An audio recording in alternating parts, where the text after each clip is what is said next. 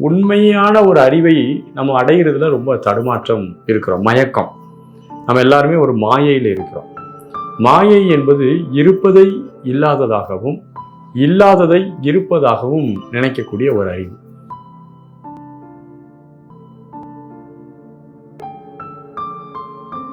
அனைவருக்கும் அன்பான வணக்கங்கள்.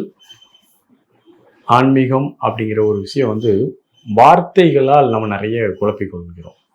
மோட்சம், முக்தி, வீடு வேறு, இறைவனை அடைதல், தன்னுணர்வு பெறுதல், பரவச நிலை இப்படின்னு சொல்லி பல பேர்கள் அழைக்கிறோம். எல்லாம் ஒண்ணுதான். அதே போலதான் மெய் அறிவு என்பதும் அதனோட சேர்ந்ததான். மெய் அப்படிங்கிற ஒரு அறிவு. இந்த பிரபஞ்சத்தில் அழியாதது எதுவோ, நீட்டித்து நிலைத்து இருப்பது எதுவோ அதை அறிந்து கொள்வதுதான் மெய் அறிவு என்று அழைக்கப்படுகிறது. உண்மையான ஒரு அறிவை நம்ம அடைகிறதுல ரொம்ப தடுமாற்றம் இருக்கிறோம். மயக்கம். நம்ம எல்லாருமே ஒரு மாயையில் இருக்கிறோம். மாயை என்பது இருப்பதை இல்லாததாகவும் இல்லாததை இருப்பதாகவும் நினைக்கக்கூடிய ஒரு அறிவு. இந்த பிரபஞ்சத்தில் நித்தியமாக இருக்கக்கூடிய அந்த அறிவு எதுவோ அதை நாம் அடைய வேண்டும். இந்த பிரபஞ்சத்தில் எல்லா இடத்திலும் ஏகமாக நுட்பமாக பரவி விரிந்து வியாபித்து இருக்கக்கூடியது. அதுக்கு கடவுள்னு பெயர் கொடுத்துருக்குறோம்.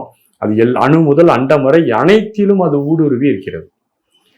அப்போ நம்முடைய மனமானது அதை அடைய வேண்டும் அப்படின்னா பதிவுகள், அதுல இருக்கக்கூடிய அழுக்குகளை எல்லாம் முற்றிலும் நீக்க வேண்டும். ஏதோ ஒரு காரணத்தினால மனித பிறவில வந்துட்டோம். பல்வேறு விதமான மனக்குழப்பங்கள், கவலைகள், பதட்டம், பயம், கருத்துகள், போட்டி, பொறாமைகள்ல நம்முடைய மனம் சிக்கி தவிக்கிறது. இந்த உலகியல் சம்பந்தப்பட்ட அனைத்தையும் முழுவதும் விட்டுவிடும் போது நம்ம மனமானது எந்த சுவடுகளும் எந்த வாசனாய்களும் இல்லாமல் ஒரு தனித்த நிலையில இருக்கும்போது அது இந்த பிரபஞ்சத்தின் இயல்போடு ஒன்றி விடுகிறது. அந்த பிரபஞ்சத்தின் இயல்போடு அது ஒன்றி விடும் போது மெய்யறிவு நம்ம அடையப்படுகிறது.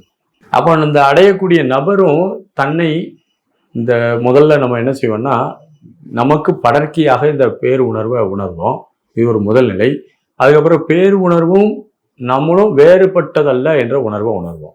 இது இரண்டாவது நிலை. இந்த இரண்டாவது நிலையான இந்த பிரபஞ்சத்தின் பேர் உணர்வும் நானும் வேறல்ல, நான் இந்த பிரபஞ்சத்தின் ஒரு இணைந்த ஒரு அங்கம்தான், நான் வேறு பிரபஞ்சம் வேறு அல்ல என்பதை ஒருவன் ஏகமாக உணர்ந்து கொள்ளும் போது, ஏகம் என்றால் ஒருமையாக உணர்ந்து கொள்ளும் போது, ஒன்னஸ் அப்படிப்பாங்க.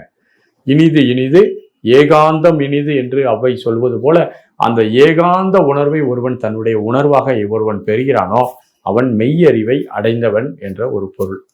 இப்படி உப்பு தனியா இருக்குது, தண்ணி தனியா இருக்குது. இதை கேட்டா உப்புன்னு சொல்லுவோம், இது தண்ணின்னு சொல்லுவோம். ரெண்டையும் கரைச்சிட்டோம்னா அது பேர் உப்பு தண்ணி. அதே போல நம்முடைய தேவையில்லாத உணர்வுகளை எல்லாம் விட்டுட்டு நாம் இந்த பிரபஞ்சத்தின் இயல்போடு இரண்டரை கலந்து விட்டால் ஒரு உணர்வு பெறும்ல, அந்த உணர்வு தான் பேரறிவு என்று அழைக்கப்படுகிறது. வாழ்த்துக்கள். நன்றி, வணக்கம்.